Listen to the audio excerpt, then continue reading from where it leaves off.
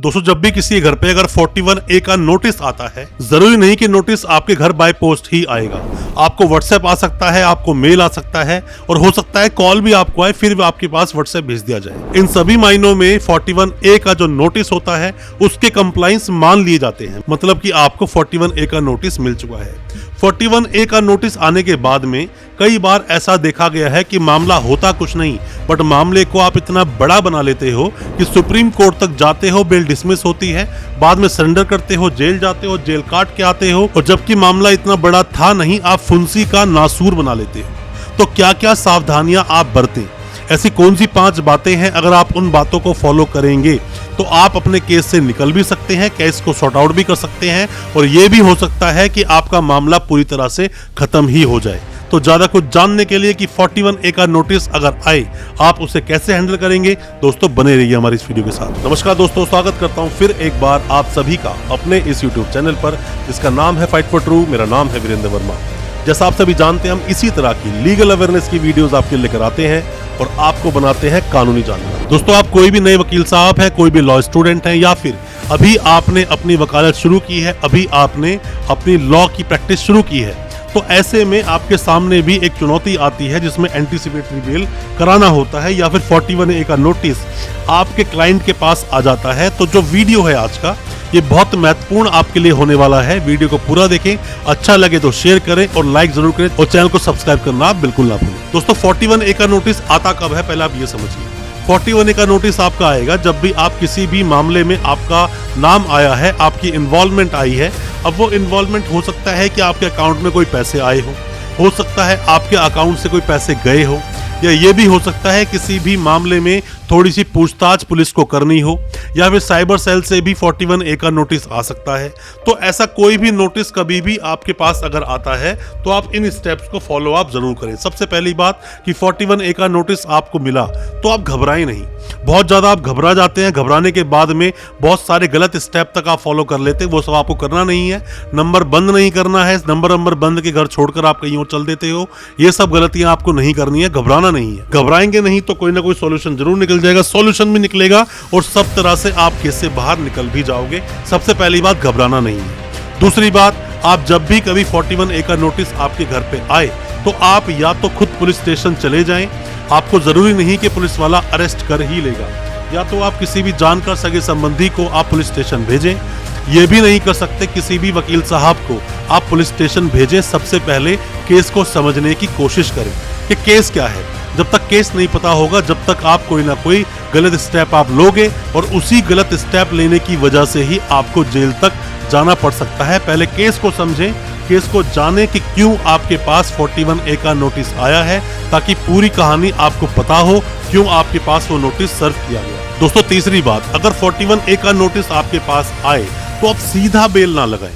अक्सर मैंने देखा है कि जैसे ही 41A का नोटिस आया, सीधा आप एंटीसिपेटरी बेल लगाने के लिए चल देते हैं। दोस्तों एंटीसिपेटरी बेल लेना कोई इतना आसान नहीं है, इतना कोई खेल नहीं है एंटीसिपेटरी बेल लेना, क्योंकि अभी तो क्या है, सिर्फ आपके पास 41A का नोटिस आया है, पूछताछ आप करेंगे।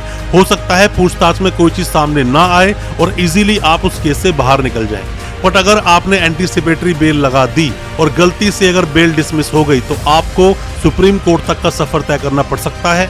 मतलब आप फिर जाओगे हाई कोर्ट, फिर आप जाओगे सुप्रीम कोर्ट, अगर हाई कोर्ट से बेल आपकी नहीं होती है। क्योंकि एंटीसिपेटरी बेल आप शुरू करते हैं सेशंस कोर्ट से, उसमें मजिस्ट्रेट साहब का जो कोर्ट होता है उससे कोई मतलब नहीं होता एंटीसिपेटरी बेल में।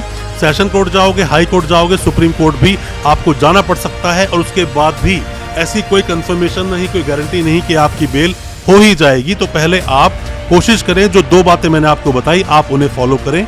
अगर फिर भी नहीं बात बनती तो ही आप एंटीसिपेटरी बेल लगाएं, पर सीधा आप एंटीसिपेटरी बेल ना लगाएं। आपका केस बिगड़ सकता है, खराब हो सकता है, आपको समस्या हो सकती है। चौथी बात दोस्तों कि अक्सर मैंने ये देखा है कि जब भी कोई एंटीसिपेटरी बेल लगाता है या फिर 41A का नोटिस किसी घर पे आता है तो वो सबसे पहले नंबर बंद कर लेता है, फोन बंद कर लेता है, घर से फरार हो जाता है। दोस्तों मान लीजिए आप बेल लगा रहे हो, बेल अगर आप लगा रहे हो, बेल तो खैर आपको लगानी ही पड़ेगी अगर 41A के नोटिस में आप जाकर पुलिस के साथ कोऑपरेशन नहीं करते हो, साथ में जो उनकी इन्वेस्टिगेशन है उसमें सहयोग नहीं करते हो तो। पर ऐसे में पुलिस आपके अगेंस्ट 82 की प्रोसीडिंग शुरू कर सकती है। जो एब्सकॉन्ड की प्रोसेस होता है, जो कि भगोड़े के लिए प्रोसेस चलाया जाता है 82, 83 का, उस पर डिटेल वीडियो मैंने बनाया है, उस वीडियो को आप देख लेना तो आप समझ जाओगे। हालांकि हमारे होम पेज पर ही वो वीडियो डला हुआ है। तो दोस्तों ये गलती बिल्कुल आप ना करें, फरार बिल्कुल ना हो, आप उस केस से भागे नहीं, केस का सॉल्यूशन निकालें, केस के देखें किस तरह सॉल्यूशन निकाला जा सकता है। आप अगर फरार हो जाएंगे तो केस आपका और ज्यादा बिगड़ जाएगा और लास्ट में आप जेल जाओगे। और फिर जब आपकी बेल लगाई जाएगी तो वहां पर पीपी साहब जो सरकारी वकील होते हैं वो यही बात बोलेंगे कि एब्सकॉन्ड थे, फरार थे, बड़ी मुश्किल से पकड़ा है, अगर बेल दे दी गई तो दोबारा से फरार हो सकता है। तो ऐसी गलती आप ना करें। पांचवी खास बात मैं आपको बताना चाहूंगा दोस्तों वो ये है कि हो सके तो आप ऐसे मामले में अगर पैसे का लेन देन किसी भी इंसान से है तो आप उसे कंपाउंड करें, क्योंकि जो चीटिंग का मामला है 420 का अगर मामला बनता है तो कंपाउंडेबल है। तो उसमें बैठकर हो सकता है आपकी किसी भी तरह से सहमति से राजीनामा हो जाए। राजीनामा अगर होता है तो आप कर लें, उससे आपका केस खत्म हो सकता है, केस खत्म भी हो जाएगा, इजीली आप निकल भी जाएंगे। और अगर झूठा केस आपके ऊपर हुआ है तो राजीनामा करने की कोई जरूरत नहीं, केस को आप फाइट कीजिए, उस केस से आप निकल जाएंगे, बरी भी हो जाएंगे। हो सकता है आप केस को क्वैश भी करा पाएं, पर झूठे केसेस को फाइट करना चाहिए। ऐसे राजीनामा आप करते हो, पैसा भी भरोगे और साथ में परेशान भी रहोगे, ये चीजें ठीक नहीं।